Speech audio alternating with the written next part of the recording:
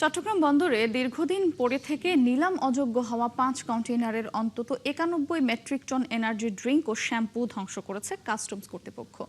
Customs auction শেডে বৃহস্পতিবার দুপুরে এই পণ্যগুলো বুলডোজার দিয়ে ধ্বংস করা শুরু করে। কাস্টমস কর্মকর্তারা জানান, পর্যায়ক্রমে ৫ কন্টেইনারের সব পণ্য ধ্বংস করা হবে। ২০১৯ ও ২০২২ সালে পণ্যগুলো আনা হলেও বিভিন্ন আইনি জটিলতায় এগুলো বন্দরে পড়েছিল। নির্ধারিত সময়ে আমদানিকারকরা পণ্যগুলো না নেওয়ায় এগুলো মেয়াদ উত্তীর্ণ হয়ে যায়। এ কারণে কাস্টমস কর্তৃপক্ষ এগুলো ধ্বংসের সিদ্ধান্ত নেয়।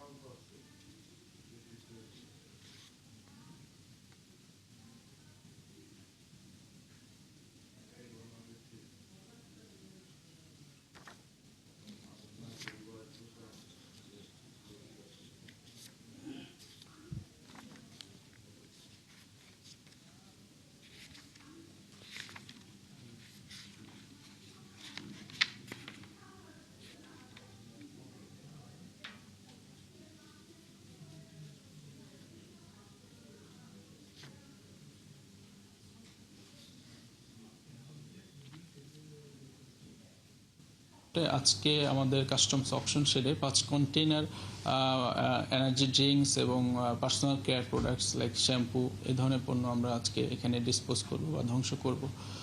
আর এছাড়াও আমাদের পাইপলাইনে আরও প্রায় ১৫০-২০০ কন্টেইনার রয়েছে, যেগুলো আমরা ধ্বংসের উদ্যোগ নিয়েছি এবং অলরেডি আমরা যেখানে ধ্বংস করব সেই স্থানটা তৈরি করার প্রস্তুত করার কাজ করেছি।